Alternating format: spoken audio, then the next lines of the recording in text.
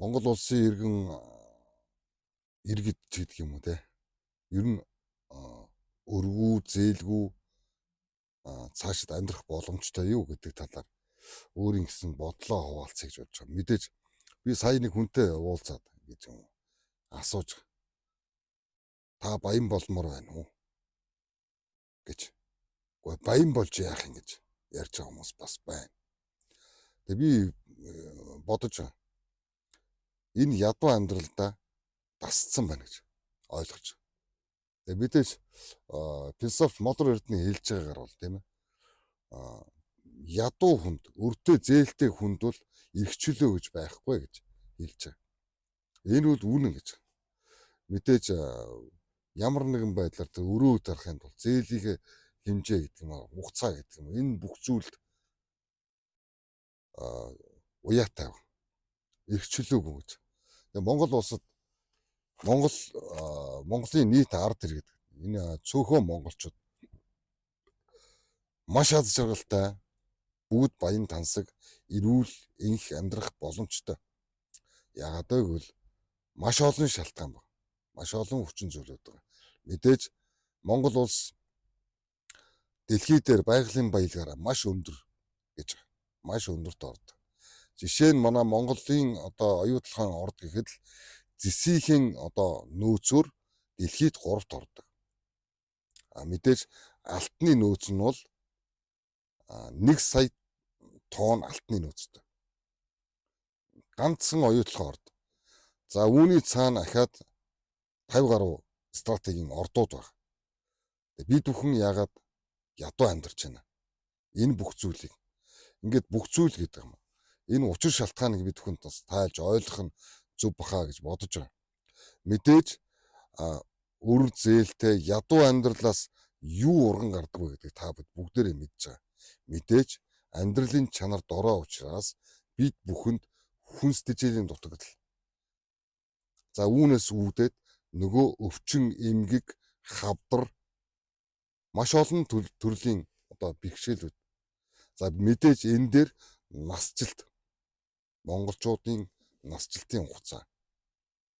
За мэдээж чанаргүй амьдарч байгаа учраас бид бүхэнд хүсэл мөрөөдөл гэж байх боломжгүй. Цаашлах юм бол цөөхөн хүмүүс зориулсан гэж. За би ингээд оюу толгойн захиралтай уулзаад асууж илаа, та бүхэнд сонссон баг. Оюу толгойн захирал бол ингэж хэлж байна. Оюу толгойн одоо 4500 гаруй ажилчдыг цалинжуулж байгаа, ажилтай байлгаж байна. За мөн одоо ингээд туслан гүйцэгч компани болон одоо хамтран ажиллагч компаниудынхаа нийт 18,000 гаруй одоо алба ажил хаагчдыг тэжээдгээ гэдэг юм ярьж байгаа. Гэтэл энэ оюу толгойн орд чин 18,000 хүний орд юм уу? Монголын нийт ард түмний орд юм. Энийг бодох ёстой гэж. Би бол өөрөөр бодож байгаа. Гэхдээ миний бодол танд таалагдахгүй ч гэж мэднэ гэж. Гэхдээ энэ хувь хүний бодол учраас үүн дээр нэг маргах хэрэг байх. Зүгээр л бодоод өнгөрөх нь зүг баха. Би бол ингэж бодож байгаа. Монголын оюу толгойн орд бол 1 сая тонн алтны нөөцтэй учраас бид бүхэн зөвхөн гэж байгаа. Зөвхөн энэ 3 сая 500 мянган хүнд нэг удаагийн гэдэг юм. 1 тэрбум төгрөг өгч. Шудраг ёсны үүднээс зарчмын хувьд та нар тэртээ 90% авч байгаа. Монголын ард түмэн, Монголын төр ядаж 10% авах ёстой. Энэ 34% гэдэг энэ зүйл энэ бол маргаантай гэдэг шүү дээ. Маргаантай. Энийг хүн төрлөختөн дэлхий тэр чигтээ үүнийг буруутгах. Энэ бол гэрээ биш, энэ бол дээрэм гэдгийг олон улс баталж хэлээд байгаа. Ганц бие биш гэдэг. Тэгээ ийм учраас цаг хугацаа гэдэг. Цаг хугацааг бид нар маш богино. Хүн гэдэг амтан 60 жил амьдрна. Магадгүй азтай бол нэг 90 жил гэдэг ч юм уу. Гэхдээ яг энэ цаг үед амьдарч байгаа монголчууд өнөөдөр өргүү, зээлгүй, өвчнгүй, аз жаргалтай, амар тайван амьдрахыг хүсэж байгаа юм аа. Энэ зүйл. Үүний баталгаа нь Энэ мөнгө, энэ эх орны хишиг, энэ зүйл байгаа. Тэгээ яг улс төрчнөр бол ингээд сунгасан юм ярьдаг л да тий. 35 он, 50 он гэл. 35 он хүрэх хэдэн хүн баг. 50 он хүртэл амьд байх хэдэн хүн баг. Хүний амьдрал хэцүү гэж байгаа.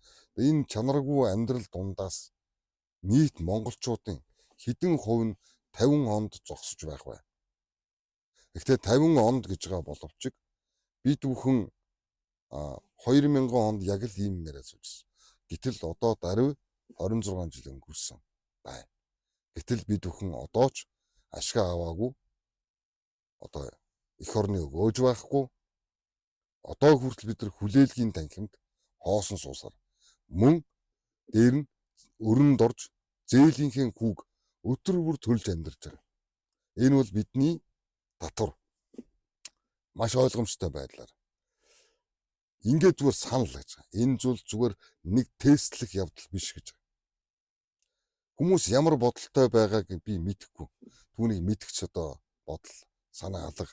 Гэхдээ бид бүхний амьдралын цаг хугацаа, бид бүхэн Монгол улсын үр хойч. Ийм учраас ирээдүйн монголчуудад зориулсан энэхүү үндсэн хуулиар олгосон байгалийнхаа баялгаас хүртэх энэ боломжийг олгооч гэж л хүсэж байгаа. Энэ бол шаардлага биш. Зүгээр л нэг хүсэлт.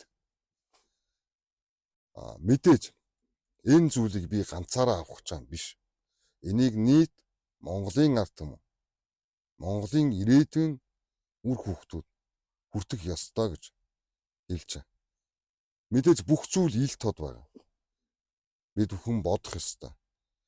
Бидний эрх ашигыг бид л хамгаалахгүй юм бол, бид л шаардахгүй юм бол өөр хэн нэгэн бидэнд боломж олгох, бидэнд нөхцөл байдлыг сайжруулах тухай боломжгүй. Ийм зүйлийг хуваалцъя гэж бодож байгаа. Ганцхан оюу толгойч биш. Ганцхан уул уурхайч биш. Монгол улс ардчилсан үндсэн хуультай шударга ёс, тэгш байдал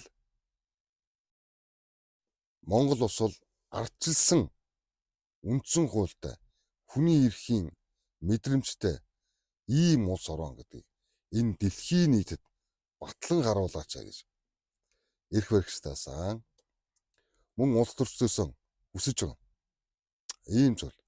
Олон улс биднийг чагнаж харж байгаа. Олон улс монголчуудыг өөрсдийнхөө эрхийг, өөрсдийнхөө удам ухсааг хэрхэн үргэлжлүүлдэг, газар нутгаа хэрхэн хайрладаг, өв соёлоо хэрхэн тээдгийг бас харж байгаа. Биднийг ямар итгэл үнэмшилтэй болохыг бас харж байгаа. Ийм зүйлийг хуваалцъя гэж бодсон.